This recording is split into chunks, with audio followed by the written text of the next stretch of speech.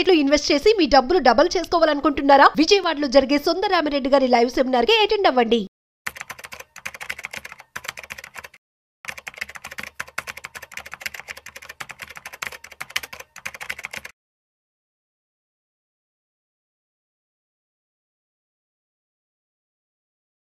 Hello నమస్తే welcome to Suman TV. ప్రస్తుతం మనతో సిఏ దుర్గాంజలి గారు ఉన్నారు. వీరితో ఈరోజు కొన్ని విషయాలు మనం డిస్కస్ చేద్దాం. నమస్తే అండి. నమస్తే అండి. యా, ఇప్పుడు చూసుకున్నట్లయితే మనకి సాలరీడ్ ఎంప్లాయీస్కి 30% స్లాబ్ రేట్ ట్యాక్స్ అనేది వేయడం జరుగుతుంది కదా.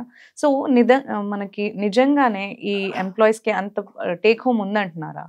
అసలు యాక్చువల్గా మనకి 30% స్లాబ్ రేట్లోకి వచ్చేయడంతో కొంతమంది నిజంగానే అంత టేక్ హోమ్ వస్తుందా అంటే డెఫినెట్గా రాదు. ఎందుకు అంటే 30% స్లాబ్ రేట్లోకి వస్తున్నారంటేనే వాళ్ళు 15 lakh ప్లస్ శాలరీ అయి ఉంటుంది. ఆ 15 lakh plus salary only basic శాలరీయా, ఓన్లీ మనకి శాలరీ ఇంటికి వచ్చే శాలరీయేనా అంటే కాదు. అందులో చాలా బెనిఫిట్స్ పేరుతో, అలవెన్సెస్ పేరుతో, పర్క్విజిట్స్ పేరుతో చాలా బెనిఫిట్స్ యాడ్ అయి ఉంటాయి. బెనిఫిట్స్ యాడ్ చేయడం కూడా, కంపెనీ బెనిఫిట్స్ ఇవ్వడం కూడా తప్పేనా అంటే యాక్చువల్లీ ఆ బెనిఫిట్ మనకు నిజంగా బెనిఫిట్టా కాదా అనేది మనం డిసైడ్ చేసుకోవాలి. ఇయర్ స్టార్టింగ్ లోనే మనకు కొన్ని అలవెన్సెస్ కానీ పర్క్విజిట్స్ కానీ ఇస్తున్నప్పుడు మనకి నిజంగా ఏ బెనిఫిట్ అవసరం అనేది మాత్రమే చూసుకోవాలి. కంపెనీ ఇస్తుంది కదా అని ప్రతిదీ అవైల్ చేసుకుంటే కంపెనీ ఏం చేస్తుంది, ఆ బెనిఫిట్ ని శాలరీగా ఇంక్లూడ్ చేసి శాలరీగా చూపించి దాని మీద టీడీఎస్ కట్ చేస్తుంది. దాని వల్ల మనకి నిజంగా వచ్చే బెనిఫిట్ కంటే, అంటే చూపించే బెనిఫిట్ కంటే చాలా తక్కువ బెనిఫిట్ మనకు వస్తుంది. టేక్ హోమ్ ఏమో తక్కువ ఉంటుంది, చూపించేది ఎక్కువ ఉంటుంది. Let's say rent free accommodation తీసుకుందాం. అంటే కంపెనీ ఎంప్లాయీస్ కి ఉచితంగా ఫ్రీగా అకామిడేషన్ ప్రొవైడ్ చేస్తుంది. అబ్బా గొప్ప విషయమే కదా అనుకుంటాం మనం. కానీ లెట్స్ సే ఆ రెంట్ ఒక ప్రయాణం 3 lakhs అనుకోండి, అంటే కంపెనీ పే చేస్తుంది, 3 lakhs పే చేస్తుంది. కానీ కంపెనీ ఏం చేస్తుంది, మన శాలరీ ఆల్రెడీ 15 lakhs అనుకుందాం. 15 lakhs అంటే 30% ట్యాక్స్ స్లాబ్ గురించి మాట్లాడుతున్నాం కాబట్టి కొంచెం హై శాలరీగా మాట్లాడుకుందాం. 15 lakhs శాలరీ అనుకుందాం మీది. దాని మీద 15% ఈ పర్క్విజిట్ గా ట్రీట్ చేసి, మనకి రెంట్ ఫ్రీ అకామిడేషన్ ఇస్తున్నందుకు పర్క్విజిట్ గా ట్రీట్ చేసి 15 lakh యాడ్ చేస్తుంది. Okay, so 15 lakhs plus 15% approximately 2,25,000 ఎంత వస్తుంది. ఆ అమౌంట్ యాడ్ అయ్యి 17,25,000 మన శాలరీ కనిపిస్తుంది. అర్థమవుతుందా? ఈ 17 lakh దీని మీద ఆల్రెడీ 30% స్లాబ్ రేట్ లో వచ్చేసి 30% ప్లస్ 4% సెస్ అంటే అప్రాక్సిమేట్లీ 70,000 వేసుకోండి. ఈ సెస్ తో కూడా 600 పడుతుంది. 70,000 వేసుకోండి. 70,000 మనకి టీడీఎస్ డిడక్ట్ అవుతుంది టోటల్ ఎంటైర్ ఇయర్ మీద. అది మనకి కనిపించని టీడీఎస్ డిడక్ట్ అయిపోతుంది. మనం అనుకుంటాం సాలరీడ్ ఎంప్లాయీస్ మా వాళ్ళు అనుకుంటారు నాకు టేక్ హోమ్ వచ్చేది చూడండి ఎంత వస్తుంది, నాకే ఇంత టీడీఎస్ డిడక్ట్ అవుతుందంటే అందులో అన్ని ఉంటాయి అన్నమాట. సో మనం డిసైడ్ అవ్వాలి, ఎదర్ మనకి రెంట్ ఫ్రీ అకామిడేషన్ తీసుకోవడం అంటే హెచ్ఆర్ఏ కూడా ఉంటుంది. హెచ్ఆర్ఏ బెనిఫిట్ అంటే మనకు ఆల్రెడీ మనకి ఇష్టం వచ్చిన చోట, మనకి ఇష్టం వచ్చిన ప్లేస్ లో రెంట్ ఉంటూ ఆ ఎక్స్పెన్సెస్ తిరిగి క్లెయిమ్ చేసుకోవడం బెటర్. ఏది ఎగ్జంప్షన్, దీనికి ఎగ్జంప్షన్ కి మనకి ఎడిషన్ ఉండదు HRA elevens. So salary income కి ఎడిషన్ ఉండదు, కానీ కొంత లిమిట్ వరకు ఎగ్జంప్షన్ నుంచి దాన్ని కూడా యాడ్ చేస్తాడు శాలరీ కంప్లైంట్. బట్ మనం ఏంటంటే ముందే క్యాలిక్యులేట్ చేసుకోవాలి బేస్డ్ ఆన్ మన యాక్చువల్ శాలరీ ఎంత, బేస్డ్ ఆన్ మన యాక్చువల్ రెంట్ ఎంత పే చేస్తున్నాం దాన్ని క్యాలిక్యులేట్ చేసుకుని ఎట్ ద టైం మనం ఎవ్రీ ఇయర్ డిక్లరేషన్ ఇస్తాం. డిక్లరేషన్ ఇచ్చినప్పుడు అవును నాకు రెంట్ ఫ్రీ అకామిడేషన్ వద్దు, నాకు హెచ్ఆర్ఏ కావాలి, లేకపోతే హెచ్ఆర్ఏ వద్దు నాకు రెంట్ ఫ్రీ అకామిడేషన్ బెనిఫిట్ గా ఉంది, అది తీసుకుని ఏ బెనిఫిట్ అవైల్ అయితే మనకి బెనిఫిషియల్ అయితే దాన్ని. ఇంకొకటి 10,000 గిఫ్ట్ కూపన్స్ ఇస్తూ ఉంటారు కంపెనీ వాళ్ళు. 10,000 గిఫ్ట్ కూపన్ ఇచ్చారు అనుకున్నాం, 5,000 వరకు మాత్రం ఎగ్జంప్షన్, రిమైనింగ్ 5,000 మళ్ళీ శాలరీ కట్. ఎగ్జాంపుల్ చెప్తున్నా, 5,000 మళ్ళీ యాడ్ చేస్తారు. ఆ 5,000 మీద మనకి ఆల్రెడీ 30% పడుతుంది. 30% పడుతుంది. అండ్ మళ్ళీ గిఫ్ట్ కూపన్ 10,000 మనం ఏదో ఒక వస్తువు కొనుక్కోవాలి. ఆ వస్తువు కొనుక్కుంటే 18% జిఎస్టీ కడుతుంది. 100% కొనుక్కోవాల్సింది 18% జిఎస్టీ పడుతుంది. So 18% plus 30% total approximately 3,300 tax రూపంలో పోతుంది మనకి, కాస్ట్ అనమాట. సో నిజంగా బెనిఫిట్ మనకి 10,000 వస్తుంది అంటే కాదు, 6,000 చేంజ్ వస్తుంది. దానివల్ల కానీ సరే బెనిఫిట్ ఎంతో కొంత వస్తుంది అనుకోవచ్చు, కానీ ఇవన్నీ యాడ్ చేయడం వల్ల 30% స్లాబ్ రేట్ వచ్చేస్తున్నాం.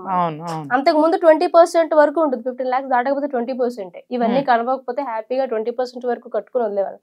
ఇవన్నీ ఇంక్లూడ్ వల్ల 10% అడిషనల్ గా మనం ట్యాక్స్ స్లాబ్ లోకి వచ్చేసి అవన్నీ ఇబ్బంది అవుతుంది. లెట్స్ సే ఇంకొక ఎగ్జాంపుల్ తీసుకుంటే vehicles, car rent free car, లేకపోతే కార్ మెయింటెనెన్స్ ఇవ్వడమో, లేకపోతే అలౌన్స్ గా ఇవ్వడమో, లేకపోతే ఎక్స్పెన్సెస్ రీఎంబర్స్ చేయడం, ఫ్యూయల్ ఎక్స్పెన్సెస్ కానీ డ్రైవర్ ఎక్స్పెన్సెస్ కానీ రీఎంబర్స్ చేయడం అది ఉంటుంది.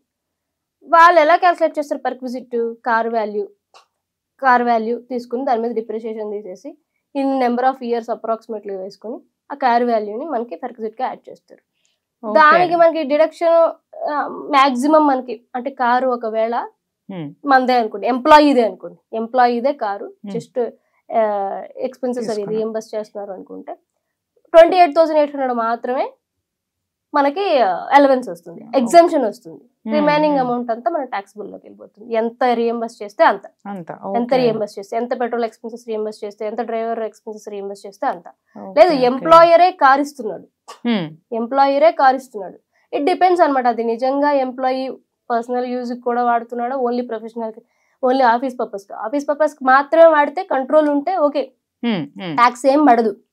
అడిషనల్ గా ట్యాక్స్ లో సాలరీ యాడ్ చేసి ఏం చెయ్యరు.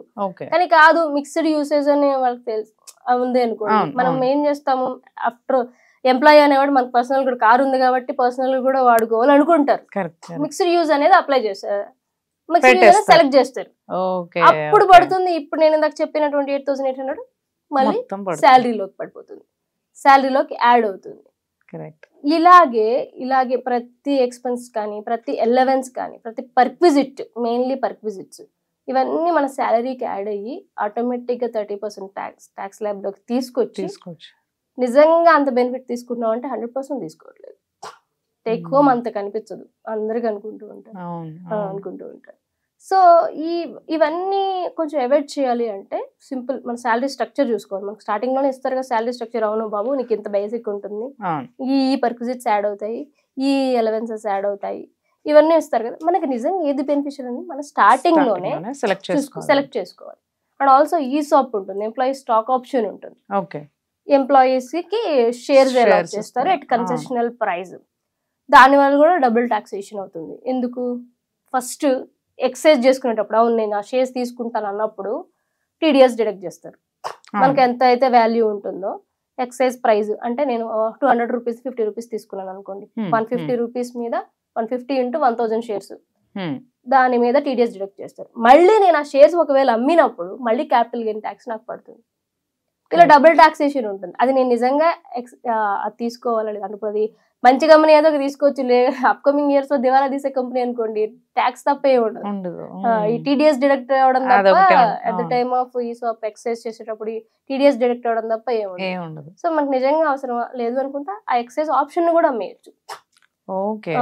మీకు 1000 అలాట్ చేస్తే మీరు అవైల్ చేసుకోవాలంటే చేసుకోండి, లేదంటే ఆ రైట్ ను కూడా అమ్మేయచ్చు వేరే వాళ్ళు కొనుక్కుంటే, అలా ఉంటుంది.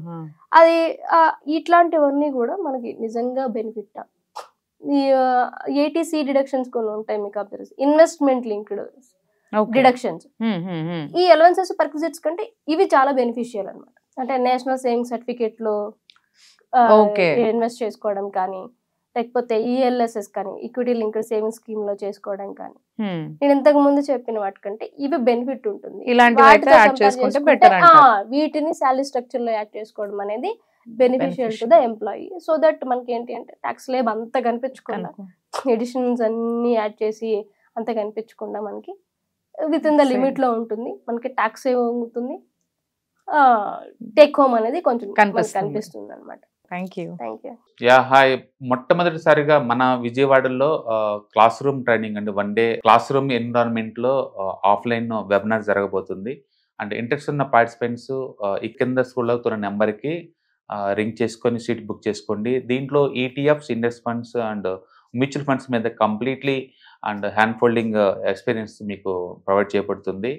దీని ద్వారా ఏంటంటే మనం ఎసెట్స్ని స్టాక్ మార్కెట్లో ఎలా మేనేజ్ చేసుకోవాలి, ఎలా గ్రో చేసుకోవాలి, ఎలా ప్రొడక్ట్ చేసుకోవాలో అంటే ప్రాక్టికల్గా నేర్చుకుంటారు. అండ్ మీ ఇప్పటి వరకు మనం ఆన్లైన్లోనే మీరు అటెండ్ అవుతున్నారు. ఇక నుంచి మీరు మన విజయవాడ సిటీలోనే అండ్ లైవ్లో క్లాస్ రూమ్ ఎన్విరాన్మెంట్లో నేర్చుకునే ఛాన్స్ దొరుకుతుంది. కాబట్టి ఇంట్రెస్ట్ ఉన్న పార్టిసిపెంట్స్ కింద స్క్రోల్ అవుతున్న నెంబర్కి పింగ్ చేసి సీటు రిజర్వ్ చేసుకోండి. Thank you.